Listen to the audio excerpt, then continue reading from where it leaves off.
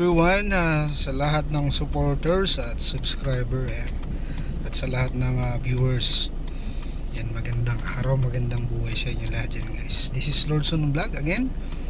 Yan na nga, guys, nandito ako ngayon sa loob ng sasakyan. So isang tips lang about sa paggamit ng sensor reverse or ng pag-atras natin sa parking. So kahit na nakasensor tayo, marami pa rin yung na-aksidente or bumabangga yung likod. So ito yung screen front panel ng sasakyan na to. So pag ni-reverse ka yan, guys, makikita yung likod.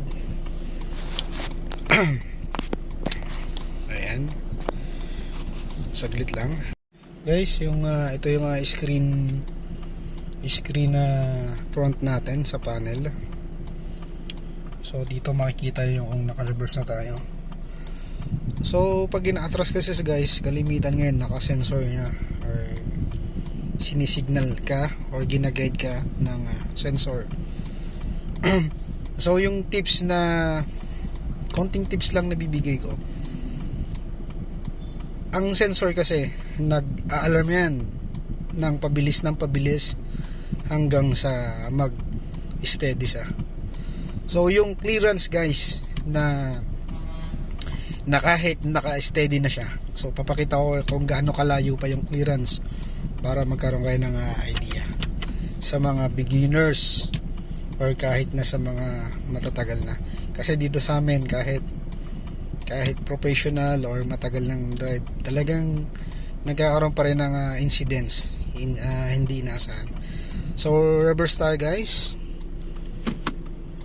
Ayan. So makikita nyo, ito yung rear bumper ng Hilux na to. Andyan yung sensor. Atras tayo dito sa harapan ng Innova. So atras tayo ng pakonti. So habang malayo pa yan, guys, hindi yan nag-a-alarm or hindi siya tumutunog. Ayan, nag-start na siya. Means natitrace niya na yung nasa likod niya.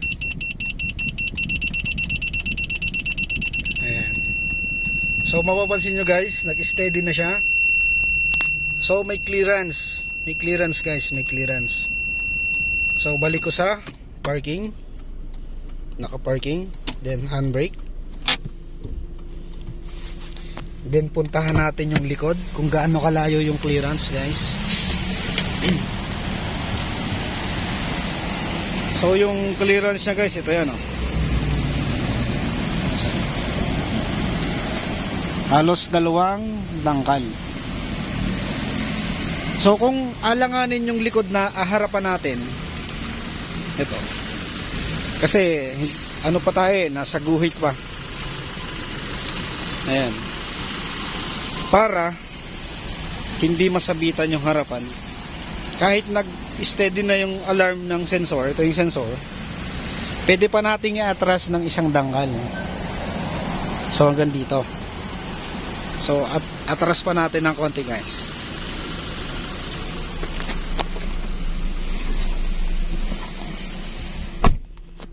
Reverse ako, tungtong muna ako sa preno, sa brake, then mag-reverse ako.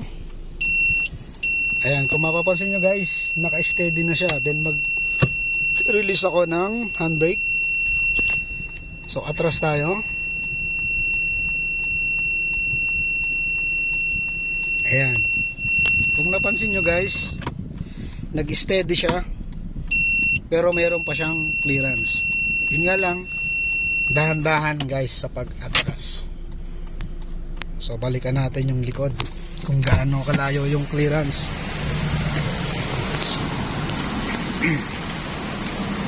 Ayan siya, guys, sakto lang, diba? Sakto lang siya. So yun, balik tayo sa loob.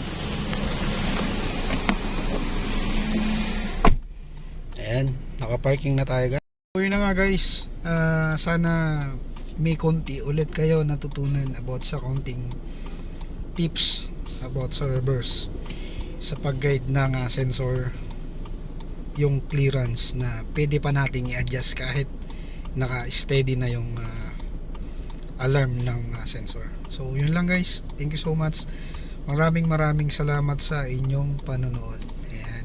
God bless all, bye bye.